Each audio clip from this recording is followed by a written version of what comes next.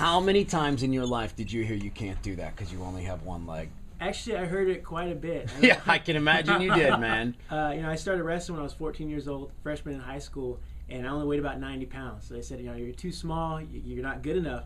And they were right at the beginning, but I love the sport so much. Actually, I went home one night and I wrote state champion on a little sticky notepad, and I still carry it with me in my wallet today. I wasn't naturally talented when I started. I only won 5 times my freshman year. I was last place in my city freshman year.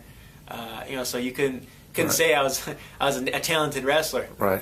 But it's just about hard work and putting in that work ethic every single day. Just that continuous 100% effort that's going to take you far, because talent, it can only take you, a certain amount of the way. It's all about the heart after that. So when you started, they went, "Oh, he only has one leg. That's not fair." And then by the end, they're going, "Hey, he's only got one leg. That's not fair." So explain that. Explain how it went from a disadvantage to, well, some people say an advantage. Explain that. Yeah, when I was losing, a lot of people would give me the handshake saying good job, but really they had low expectation of me. Yeah. In their mind, it was like, oh, just be happy you're competing, be happy that you're out there, but don't expect to beat those kids with 2 legs. And somewhere along the line, when I started getting better, it switched to it's an unfair advantage. But my coach, it bothered me, so my high school coach, he always told me, he's like, you're getting somewhere when they start hating on you. Yeah. He's like, so just keep going. So, Talk a little about the fact that you're undefeated, you're a senior national champion, and you're not getting looks from Division I colleges. What's going through your mind at that point? It was very depressing, actually. I was very, very upset because I felt like I'd worked so hard. I had the accolades to go to college, but no one wanted to give me a chance. They still said, no, you're still that freshman who took last in your city, basically.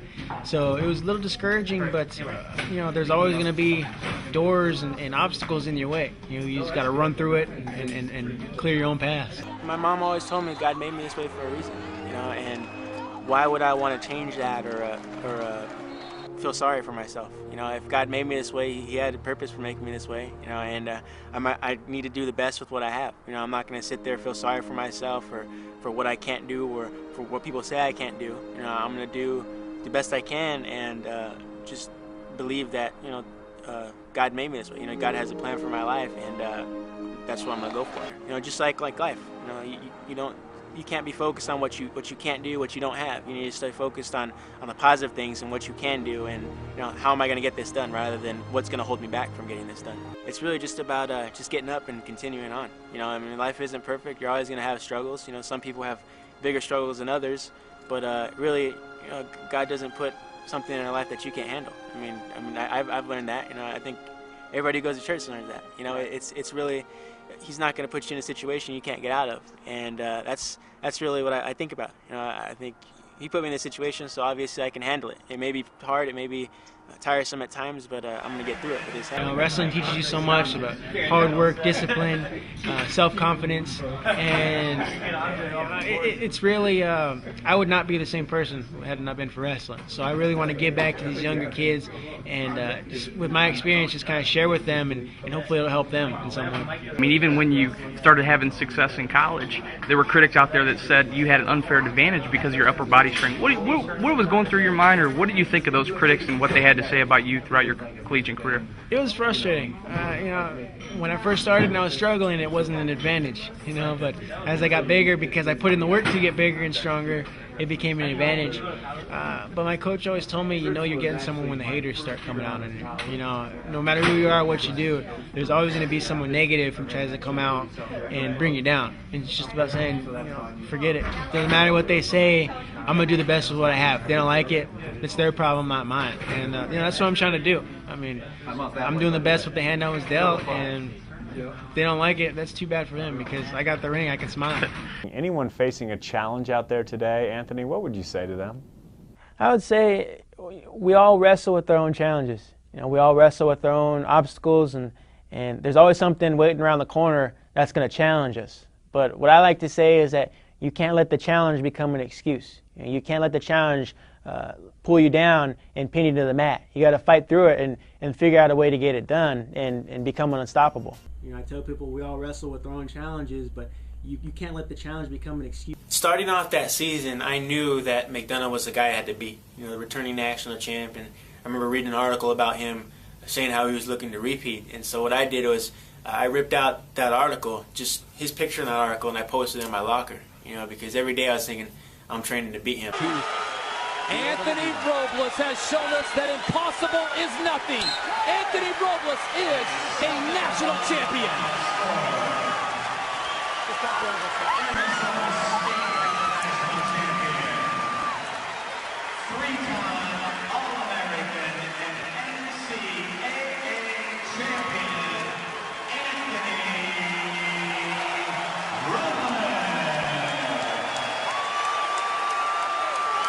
Tell us about the pressure of the moment. How did you handle it? Oh man, it was terrifying. You know, I was fighting back tears, and when the match started, I was still pretty nervous, just because I was shell shocked. You know, knowing everybody was watching. But one of the things that clicked into my head is, you know, about 20 seconds of the match, it just popped into my head that I was thinking, I worked too hard. You know, I worked too hard to lose. I paid the price to get this. You know, now I just got to follow through. And I think you see about 30 seconds into my match, that's when I forced the attack. You know, I started going at it, and then you just started to click from there. But I knew I sacrificed enough to get there, so I was ready to finish. I mean, did you ever think of quitting? Did you ever think, wow, you know, mom's losing the house, I'm doing it? Oh yeah, actually I really took a serious look at quitting, and I was planning on doing it, but my mom, she didn't want me to give up on my dream. You know, I always wanted to be that national champion, and she wouldn't let me quit just to work to help the family out, so she made me keep going, and you know, my dream came true because of her. If you train with the best and you wrestle with the best, you're going to learn something from the best, and then you're going to be the best. So I always took that with me, not just in wrestling, I took that off the mat to my life. Do what you can with what you have, with the time you have left. What is your message? What's your mission?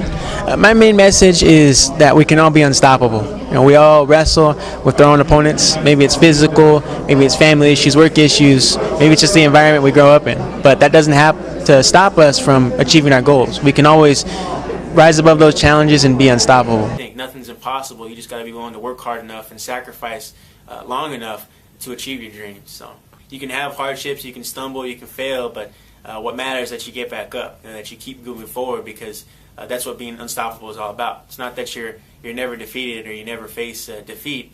It's about coming back from that defeat. You know, telling yourself, okay, I'm getting stronger because of it. So every soul who comes to earth with a leg or two at birth must wrestle his opponents knowing it's not what is, it's what can be that measures worth. Make it hard, just make it possible. And through pain, I'll not complain. My spirit is unconquerable. Fearless I will face each foe, for I know I am capable. I don't care what's probable. Through blood, sweat, and tears, I am unstoppable. Can we see that ring? Yeah, it's right there. 25 diamonds. Nice. And the pitchfork right there in the center. So.